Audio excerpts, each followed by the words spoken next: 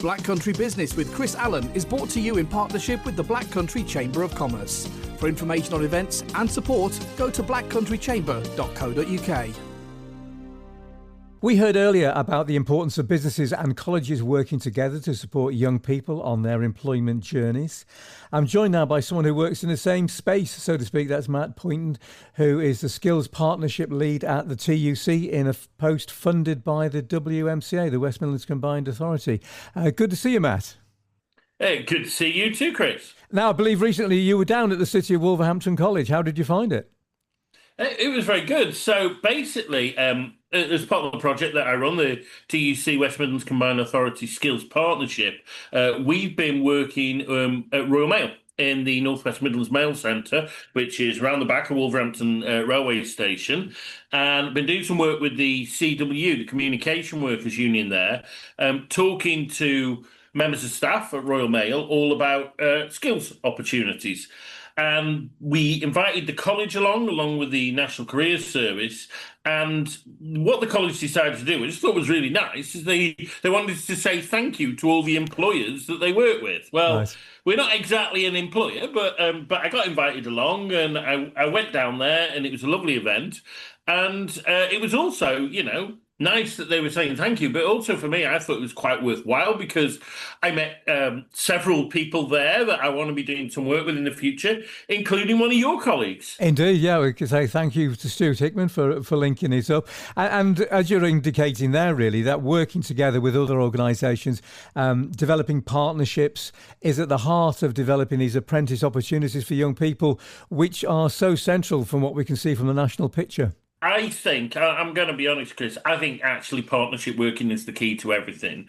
I mean, I suppose I will say that because not only do I work for the unions, but I work for the TUC, and the TUC is essentially the umbrella organisation above all the unions. So we're not really very much on our own, but with all our affiliates and all our connections, both politically, both with our unions, but community groups, partner organisations, it's all about partnership working and networking. And I believe that when you work together, you're stronger. Absolutely. And again, with apprenticeships, they are becoming more and more important in that national picture, as I was talking about there. Obviously, from the Milburn report, we see the situation that young people are in. But we're having to think differently now. Young people are thinking differently, aren't they, about their careers? Mm. Yeah, I think they are. I think apprenticeships, I mean, to give a bit of a historical overview, they got a bit of a bad name. And they got a bit of a bad name because in probably like the 90s, there was a lot of, I could say, fly-by-night training providers that were labelling any short course as an apprenticeship. And so they lost their reputation. And to be fair, the Conservative government that was before the Labour government, that they really recognised this, and they put in a lot of work to make sure that there's minimum standards for apprenticeships, and that's something that we as the trade unions really supported. So, to be an apprenticeship, it's got to be officially recognised as an apprenticeship standard, and that standard's put together by a panel of people from the appropriate industry with named knowledge, skills and behaviours. And it's got to be like a minimum length, it's got to be at a specific level. And there was also several other quality safeguards. And I'm going to be honest with you, Chris, I know about it firsthand because I actually sat on one of those panels to develop an apprenticeship for trade union officials. Right. And it was a really enlightening process, but it was a quality process. And so what you've got now with apprenticeships is you've got a sort of basic guarantee of quality, which we didn't have before, and a national recognition. So it's something that you can take with you and go across the country and people know what you're talking about. And my understanding is that young people are opting more for these because they, first of all, don't have a lot of debt coming out of university, the traditional way of getting your tertiary education, but also it's giving them very practical experience. It's helping them get into jobs even sooner.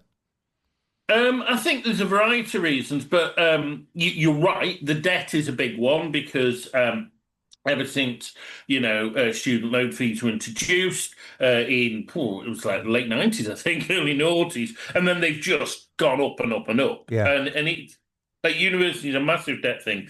And one of the great things about apprenticeships is you can get degree apprenticeships where you actually get the degree and you go to university, but you don't pay the debt because you're working at the same time. So I think particularly from like working class backgrounds, that's a real big draw card.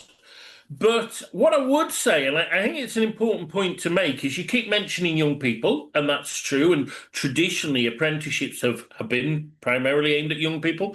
But actually, apprenticeships are for all ages. You know, you can be doing you could do an apprenticeship now. Indeed. You know, within the role that you do to deepen your understanding. And I think one of the great roles that apprenticeships can play is, you know, say somebody in their 40s and 50s who's maybe, for example, in a management job, but they want to actually have management training and management education, but they don't want to leave the job to do it.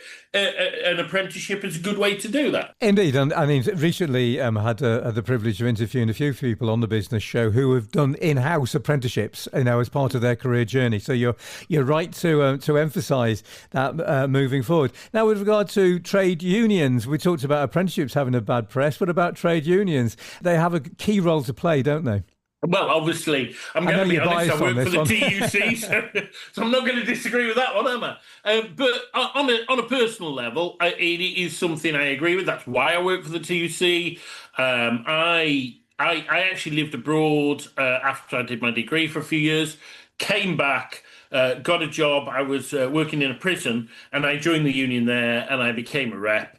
And I've always been in a union. I mean, at the very least, it's an insurance policy. I wouldn't drive my car without insurance, so I'm not going to go to work without it. But it can be a lot more beside. And I mean, for me, trade unions have been a really empowering and liberating thing. And I mean, you mentioned bad press. In the past, trade unions have had a lot of bad press, I think, you know, particularly from the right-wing media. But actually, in recent years, I don't think that's been the case so much. And I think, you know, people are recognising that we need protection at work.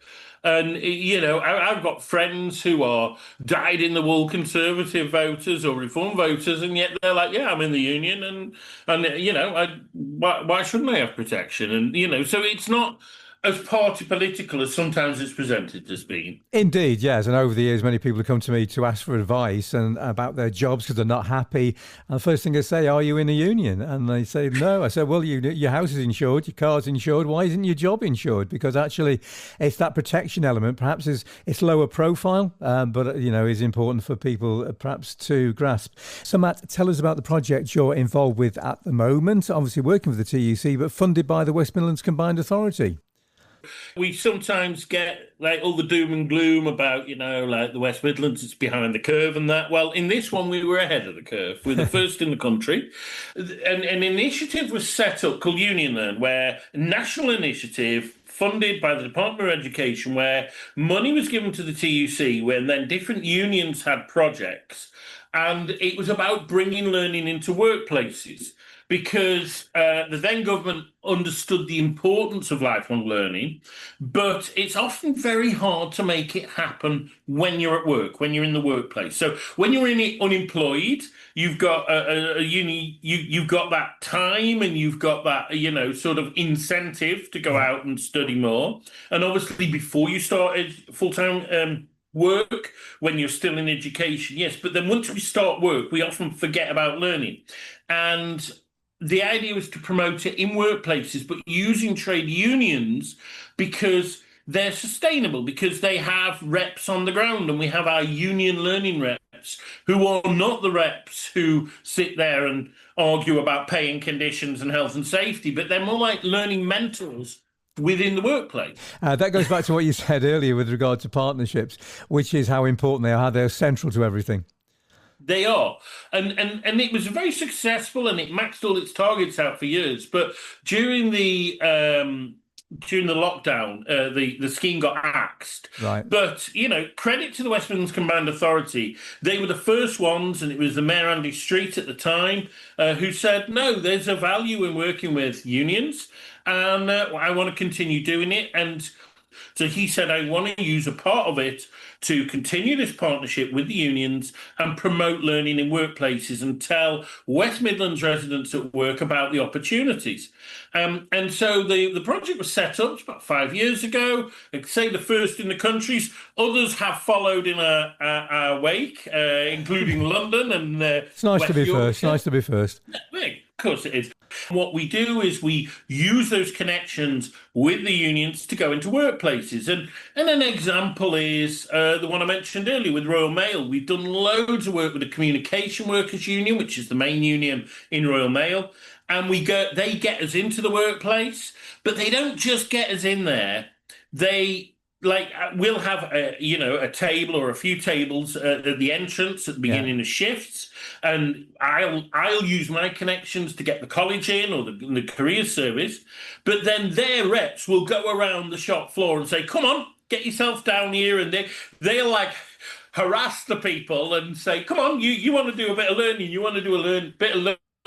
Because they've already got that relationship with them, they're their friends in the workplace, they're trusted. Yeah. Then we get far more people coming to the table than, say, if there was no rep there and people had just walked past because they think, oh, you're trying to sell me something, not interested. Right, indeed. Right, if people want to be in touch, what's the best way? Well, you can contact me, and my mobile number is 07876 453066, or I'm at mpointon, that's MPOINTON, at tuc.org.uk. Thanks very much indeed. And thank you. Your station for your city, 101.8 WCR FM.